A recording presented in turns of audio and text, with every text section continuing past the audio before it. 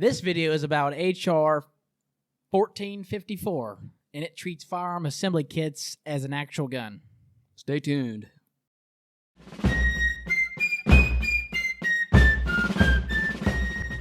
So basically, HR 1454 would treat firearm assembly kits as actual weapons.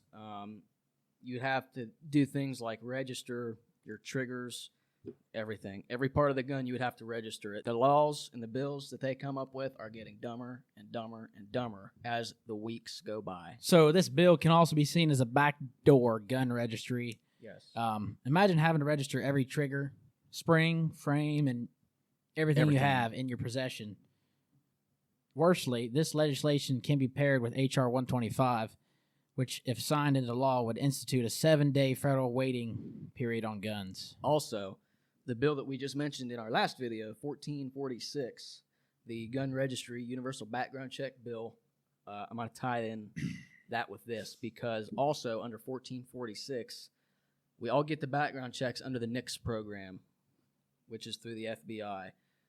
Now, Mr. Delancey here got his background check delayed when he bought his last gun.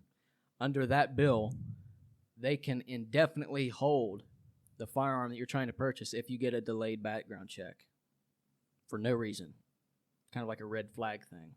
Okay, so in other words, for this 1454, you can end up not having to transfer firearm parts to an FFL prior to taking possession of your property, but you can end up having to endure a 7-day waiting period on every common spring and hunk of metal due to the government's new classification of firearms.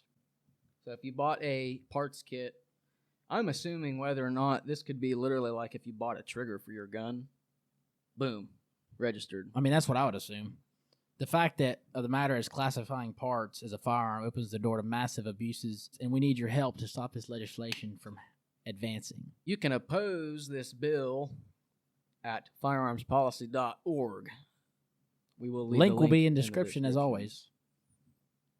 You know, I don't really have anything else to say other than the fact that all these bills almost have the same kind of foundation because they're all trying to do the same thing. I mean, they're all pretty similar.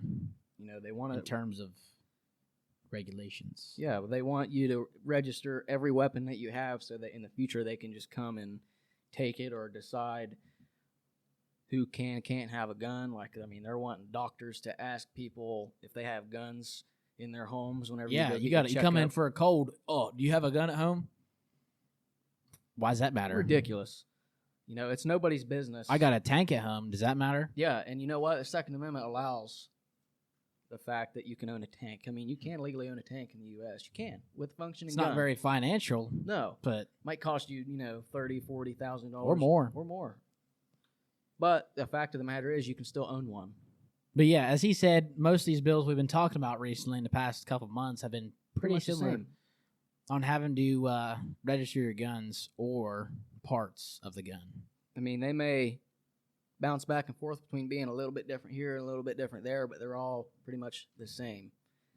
Now that the Democrats literally control the government, they will push for any kind of ban, regulation they can get. And go figure, it's by a Democrat. I'm probably going to butcher his name, but Andriano something. E.S. Espelli. Yeah. So, all right, guys. Please join the Firearms Policy Coalition. And please do not forget to join the GOA as well. Absolutely essential. The links to do so will be in the description. As always, keep your rifles by your side. And always carry on. They'll come loud and they'll come fast, but we shoot first and we can last. Keep your eyes